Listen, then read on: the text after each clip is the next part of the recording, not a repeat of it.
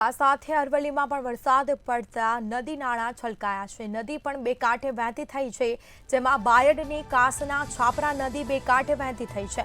બાયડમાં 4 inch જેટલો વરસાદ નોંધાયો છે અને તેના કારણે નદીમાં ઘોડાપૂર આવ્યું છે। ઉપરવાસમાં વરસાદી પાણી ભરાયા છે। પાણી છોડાતા નદી બે કાંઠે વહેતી થઈ છે, જેના સીધા દ્રશ્યો સામે આવ્યા છે। તો નદી કિનારે ન જવા માટે પણ તંત્ર દ્વારા લોકોને અપીલ કરવામાં આવી છે। નીચાણવાળા વિસ્તારોને એલર્ટ કરી દેવામાં આવ્યા છે। નદી કાંઠાના જે વિસ્તારો છે તેઓને એલર્ટ કરવામાં આવ્યા છે અને નદીના પટ પર અવરજવર માટે પ્રતિબંધ મૂકવામાં આવ્યો છે। તો બાયડમાં 4 ઇંચ વરસાદ થતા નદીમાં ઘોડાપૂર આવ્યું। ઉપરવાસમાં પાણી છોડાતા નદી બે કાંઠે વહેતી થઈ છે। તો અવિરત વરસાદને પગલે બાયડમાં 4 ઇંચ જેટલો વરસાદ નોંધાયો। ઉપરવાસમાં પાણી છોડાતા નદી બે કાંઠે વહેતી થઈ। નદી કિનારે ન જવા માટે તંત્ર દ્વારા લોકોને અપીલ પણ કરવામાં આવી રહી છે। નદી કાંઠાના વિસ્તારોને એલર્ટ કરવામાં આવી રહ્યા છે।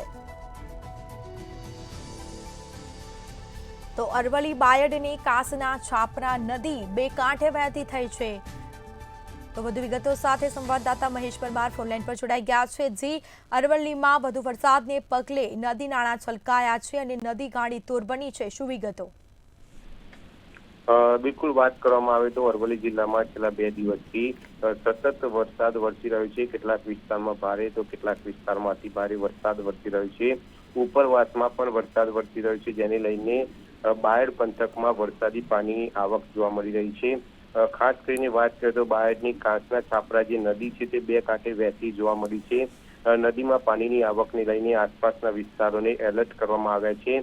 બાયડમાં પણ 4 ઇંચ વરસાદ વરસતા નદીમાં ઘોડાપૂર જોવા મળ્યું છે, ત્યારે ઉપરવાસમાંથી પાણી છોડવામાં આવતા નદી બે કાંઠે થઈ છે। તેને લઈને તંત્ર દ્વારા લોકોને એલર્ટ રહેવા માટે અપીલ કરવામાં આવી છે અને નદી કિનારા પર નહીં જવા માટે પણ અપીલ કરાઈ છે। જી બિલકુલથી તમામ જાણકારી આપવા બદલ આપનો આભાર। તો આ સાથે જ અનેક એવા વિસ્તારો છે નીચાણવાળા, તેઓને એલર્ટ કરવામાં આવ્યા છે।